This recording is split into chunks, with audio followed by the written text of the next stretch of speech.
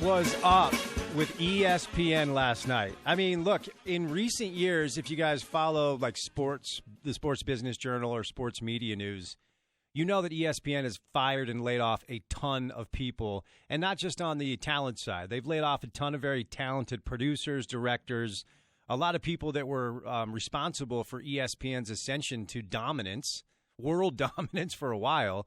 And last night was a bleep show, start to finish, man. Like, it was one of the worst broadcasts I've ever seen in my life. It was so tough to watch. They didn't know when they were going to break.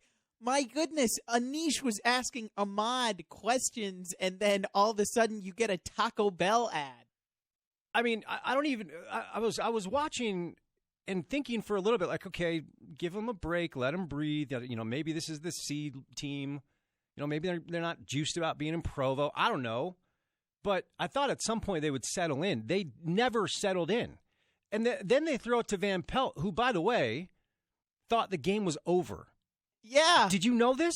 He didn't say anything about, the game's back on ESPN2. No. So I got a text from a buddy. He's like, hey, where's the game? And then in my mind, I'm like, wait a second. ESPN never said switch over to ESPN2. Van Pelt never said anything. So I sent out a quick tweet.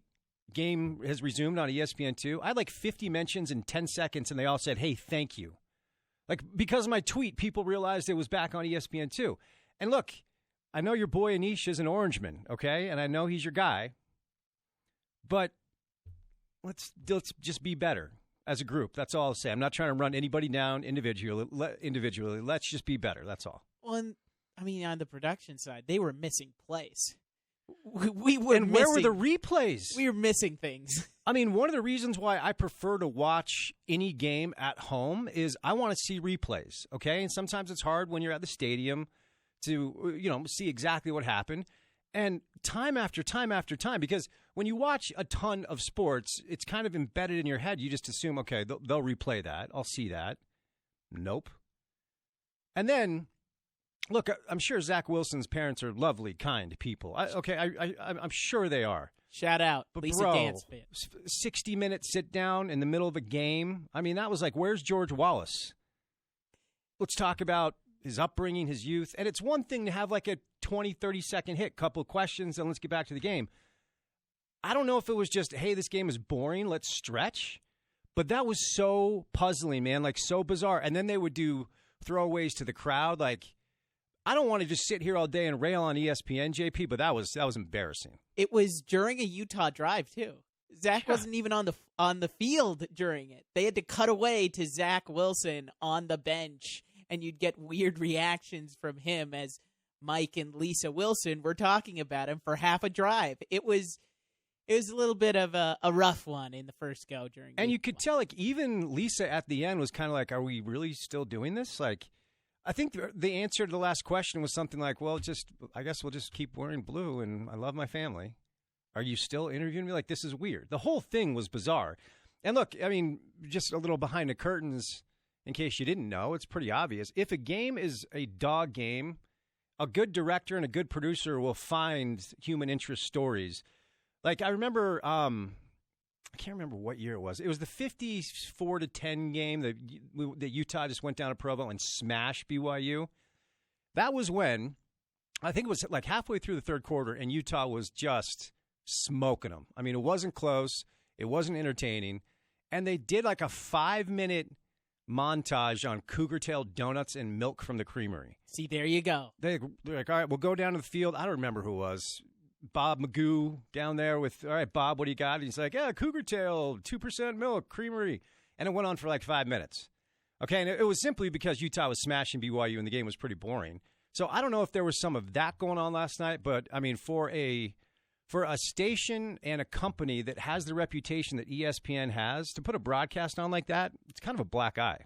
The weather delay happening, and they had to go to the weird shot behind the field goal post.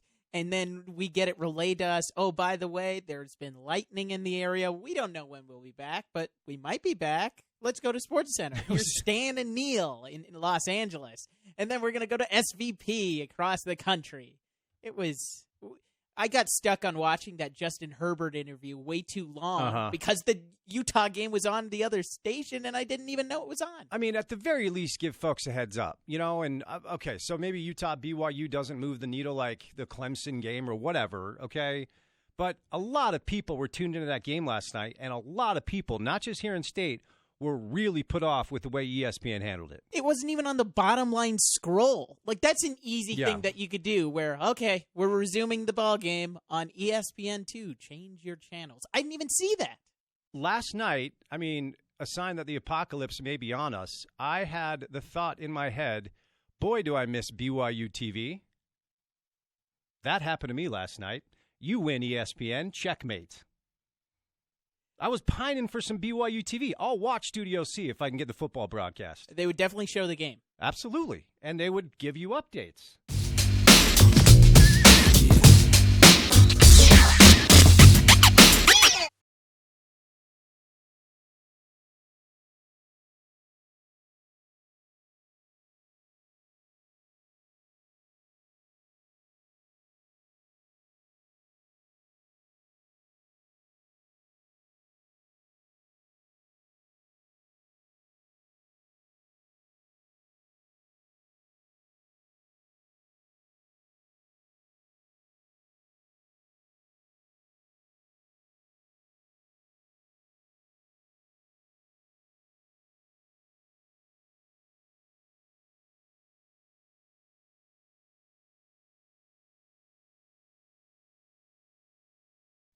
Speaking of BYU TV, Blaine Fowler will join us at 3 o'clock. So let's catch a break because coming up next, I do want to dig in a little bit as far as what we learned about BYU and what it could mean for them moving forward after Utah just stomped them. Once again, 9 straight. All right, Blaine Fowler, 3 o'clock. Mike Yam, 3:30. Craig Weibel, 4:45, little RSL soccer. Then really excited in the 5 o'clock hour, Quinn Snyder is going to be live in studio. So keep it here on The Drive on a Friday on ESPN 700. It's now 9 in a row in the rivalry game. They're going to hand it to him. He's going to try to get the edge to the pylon. Touchdown. That's Jalen Dixon, and he's in. That's a Utah touchdown. Tyler takes the snap, hands it to Zach Moss. End zone touchdown. BYU's been bossed. The Utes will face Northern Illinois at Rice-Eccles Stadium Saturday, September 7th at 11 a.m. on Utah's #1 sports talk, ESPN 700. We're going to the movies and maybe grabbing some food after. You in? Yeah. Let me just check my balance. You have $1.38. Sound familiar? Corner Bakery Cafe is now hiring at all of their 6 locations along the Wasatch Front. With flexible schedules and a big employee discount on meals, a job with Corner Bakery Cafe is your perfect opportunity to work with incredible people and earn some extra cash for whatever you've been missing out on. Go to cornerbakeryutah.com to find open positions and apply today. On Friday, September 6th, it's a Royal rematch when Utah Royals FC face the Portland Thorns at the Riot. Kelly O'Hara on the left side. She'll send it right back in. Multiple options in the back of the net. Coming off a 2-2 draw in their last meeting, World Cup champions Becky Sauerbrunn, Kelly O'Hara, and Kristen Press look to settle the score against their U.S. women's national team teammates. Kelly O'Hara shoots and scores! Tickets are on sale now. Get yours online at UtahRoyalsFC.com.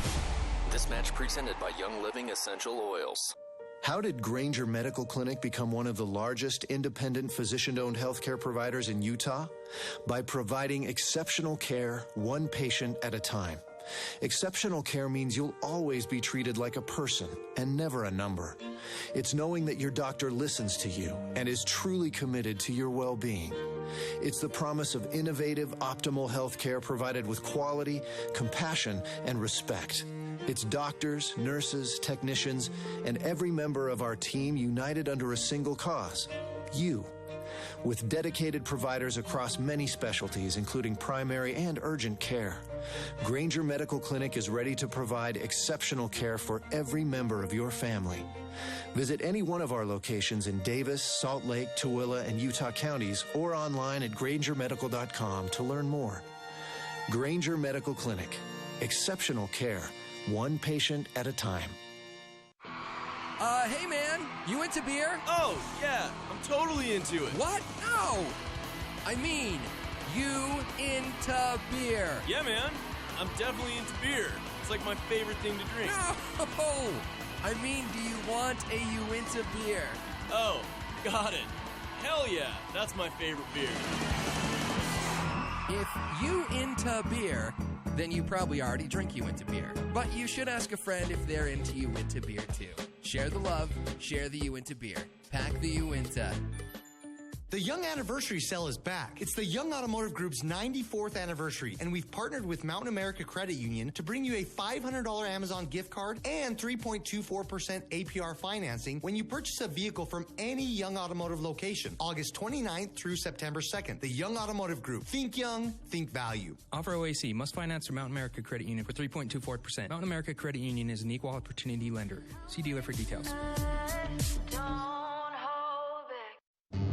Driving is freedom. The freedom to keep moving, to control your destiny, and to choose your path. And now, that freedom fits in the palm of your hand. It's called Ford Pass, the only app that gives you roadside assistance, Ford Pass rewards, and now when you buy or lease a new Ford, earn points you can use toward flexible complimentary maintenance that gives you, well, more freedom. Ford Pass, built to keep you moving. Built Ford proud. Visit your participating Ford dealership to find out about getting flexible complimentary maintenance when you buy or lease a new Ford and sign up for rewards. Roadside assistance is included for certain Ford owners and available to everyone for a per-service fee. Ford reserves the right to change program details without obligations. Visit your participating dealer or FordPassRewards.com for program rules and restrictions. Ford Pass, compatible with select smartphone platforms, is available via a download. What happens when you get interesting people, eating great local food, drinking great local drinks, and you shove a microphone in their face? The Let's Go Eat podcast, hosted by Bill Allred, now available at BroadwayMediaGroup.com. This is The Drive with Spence Checketts. Spence returns in 60 seconds on Utah's #1 sports talk, ESPN 700. Who's got the love? Kachuba's feet up in Layton. Kachuba's has love. Northern Utah's hometown Volkswagen dealership is right in the heart of Layton at 1230 North Main. Volkswagen Layton at the foot of Hill Air Force Base, west of the Layton Hills Mall across I-15. And when you buy from us, you have peace of mind with oil changes for the life of your Volkswagen. That's almost a $1,500 value at no expense to you with your new Volkswagen. It's just our gift to you and our way of saying thanks for you keeping your business local with VW Layton. So come get some love and oil changes for life at Katruba's Volkswagen, right in the heart of Layton at 1230 North Main, at the foot of Hill Air Force Base, west of the Layton Hills Mall across I-15. For all the details, visit our website at VWLayton.com. That's VWLayton.com. Katruba's feet up in Layton. Katruba's has love. You have arrived at your destination. You've got it tuned to The Drive with Spence Checketts. Now back to Spence on Utah's #1 sports talk, ESPN 700.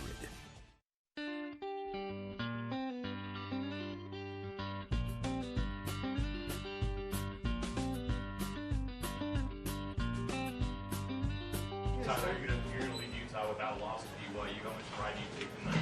We never gonna lose to them. They so poo-poo. Y'all can tweet that. No. They so poo-poo. He's a senior. I'm a junior. I gotta stay here. All right, I need a full timeout, not a 20-second. I need a full timeout with this thing. Because I heard this last night. I saw it on social. That was Tyler Huntley after the game. So my first reaction was, that's so dumb and lame and like immature. But now what I'm hearing, JP, and this is another situation where you have to keep me young. So that's something the kids are saying these days. Yes, because it's that, they're basura, they're trash, things like that. That's what people are saying. You know what it sounds like to me? It sounds like that's a little bit extra. See what now I did? You're getting there. Yeah, Hello, fellow youths. But I can't I can't even picture a scenario where I'd feel comfortable. Like, insult me real quick, JP. Just insult me. Why are you always wearing a backwards hat? Well, JP, I can't explain it to you because you're just so poo-poo. That's so weird to say. Like, why is that a thing? Is it from a movie? Is it from a TV show? No, it's just something that we say. You say it. Sometimes. Give me, like, context here. When do you say you're so poo-poo? I feel like I'm 5 when I'm saying this. The VMAs, they were so poo-poo. It's like using the emoji. Whenever you would use the poo-poo emoji, okay. Bang, insert it. Man, the emoji thing, here's the problem. I'm late to the game with all this stuff, okay? Like, for years and years and years, I was anti-emoji. I'm like, I can't do it. And then it's kind of an interesting perspective, like your dating life before emojis were a thing and then after emojis became a thing. Like, I had to concede because I got tired of having unnecessary arguments with my girlfriend because I didn't include a smiley face emoji in my text. And so she'd be like, hey, are you mad? I'm like, no. Why? Well, I sent you a heart, and you didn't send me anything. And so then I realized, okay, you got to do the emoji thing. So now I do emojis, not a ton. But as far as this stuff, like, is there a spot that I can keep up? I can read about, like, what the kids are saying now so I can be more in touch with it? Watch MTV. I don't know. I can't, man. MTV lost me outside of the hills. So apparently that's the thing that the kids are saying, and Tyler Huntley said it last night about BYU. They're poo-poo. All right. Well, here's the thing. I'm not sure that he's wrong, okay? And that's the problem, okay? So watching the game last night kind of reaffirmed, as we talked about in the first segment, everything that I believed about Utah. But here's the thing. I was surprised at what I saw from BYU. I was expecting more from BYU. I was expecting more from a Kalani Sitake team, a defense that had a bunch of returning starters, although defensively there were stretches where they looked very stout. Let's be very fair. I was expecting more out of Zach Wilson. Maybe we just preached way too much praise and expectations on the head of a true sophomore, even though we saw some brilliance from him down the stretch last year. I mean, there were some things about Zach's performance that I think you could take away and feel a little bit positive about. And we're going to let you hear from Steve Young coming up in the 4 o'clock hour. He had some interesting comments on Zach Wilson. And essentially, one of the things that Steve said is Zach has to understand, like, if you have a bad game, because here's the other thing, to be fair to BYU, Utah's really good, okay? And that defense is really good, probably the best defense that BYU will see all year. Washington may have something to say about that. So instead of bemoaning how bad BYU looked, I think we also have to acknowledge how good Utah is. But Zach made some puzzling decisions and showed that in the face of pressure, he's apt, as many quarterbacks are, to make some choices that he probably would regret after the fact. I mean, you know, it was 3-3, okay, about 10:30 left in the second quarter. Bradley Anae gets off the edge, and he's pretty close to getting hold of Zach Wilson, and instead of taking the sack or throwing it away, Zach tries to make a play. I mean, best laid plans and what have you. But he throws it to Francis Bernard, pick 6, and I said, when that happened, I said, that's the game, okay? Game over. Obviously, you never know what's going to happen, but, and Kyle Whittingham, Morgan Scalley, they talk about this all the time.